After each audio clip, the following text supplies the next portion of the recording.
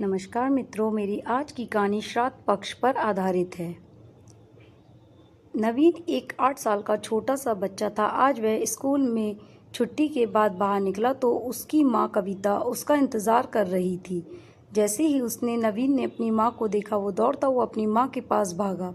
कविता, बेटा जल्दी घर चल और आज जल्दी से होमवर्क कर लेना, कल हमें गाँव जाना है। नवीन, क्यों मम्मी, गाँव क्यों जाना है? अभी मेरे स्कूल की छुट्टी भी नहीं हुई है।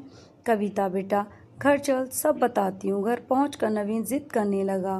नवीन को गांव जाना बहुत अच्छा लगता था, लेकिन जब से दादाजी नहीं रहे थे तब से उसका मन गांव जाने का नहीं करता था। गांव में दादी थी, लेकिन नवीन को दादाजी से बहुत प्यार था। कविता, बेटा परसों दादाजी का श्राद्ध है, इसलिए कल हमें गांव जाना है। नवीन, माँ ये श्राद्ध क्या होता है? कविता उसे श्राद्ध के बारे में बताती है। सब कुछ बताकर वो नवीन को एक बात अच्छी लगती है कि दादाजी हमारे यहाँ भोजन करने आएंगे। अगले दिन नवीन अपनी मम्मी पापा कविता और राकेश के साथ गांव पहुंच जाता है। वह जाकर दादी जी के पैर छूता है और दादी जी से ढेर सारा प्यार करता है। वह ध्यान से देखता है कि दादी पहले से बहुत कमज़ोर हो गई हैं। दादी, आप तो बहुत कमज़ोर हो गई हैं।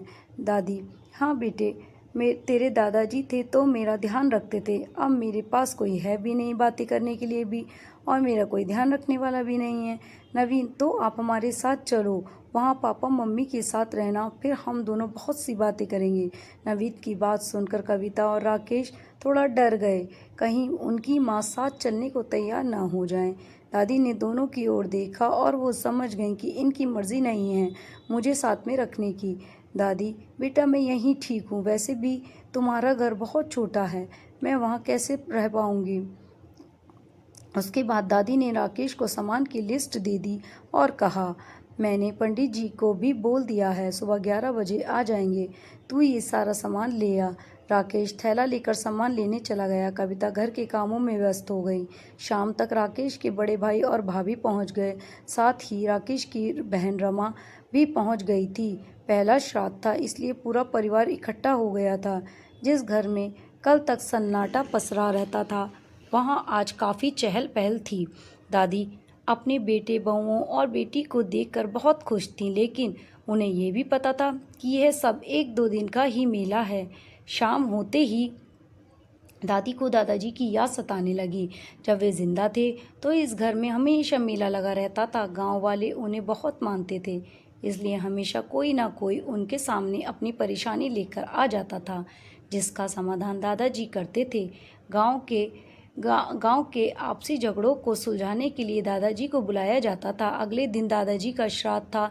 सारी तैयारियां हो चुकी थीं।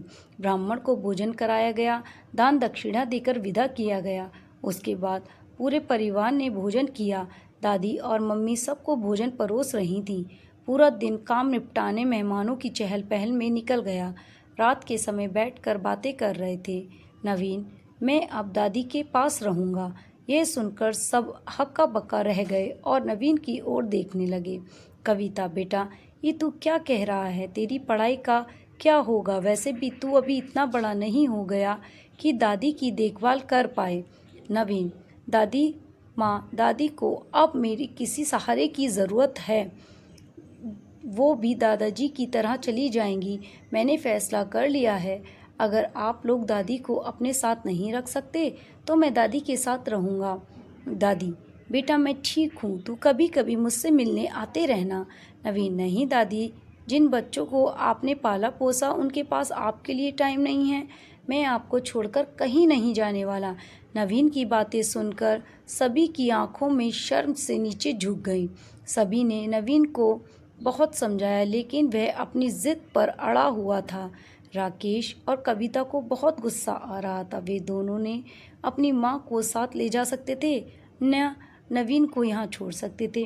अगले दिन बड़े भैया, भाभी और बहन रमा को वापस चले जाना था, लेकिन कविता और राकेश को रुकना पड़ा। राकेश, इससे तो इसे साथ ही नहीं लाते।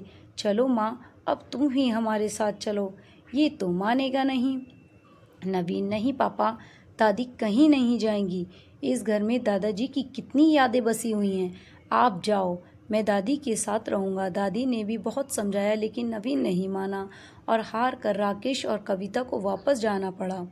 चलते समय दादी ने राकेश से कहा, बेटा अभी यह गुस्से में है, मैं 1-2 दिन में इसे समझा कर मना लूँगी, तब तू इसे आकर ले जाना।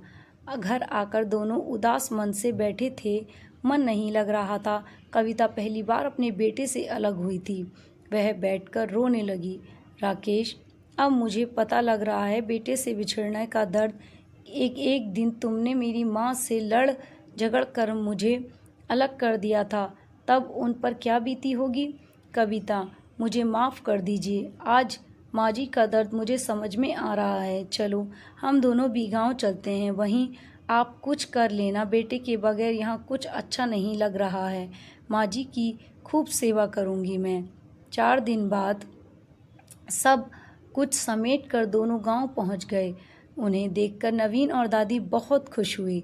राकेश ने वहीं गांव के बाजार में एक छोटी सी दुकान खोल ली। कविता घर का सारा काम करती।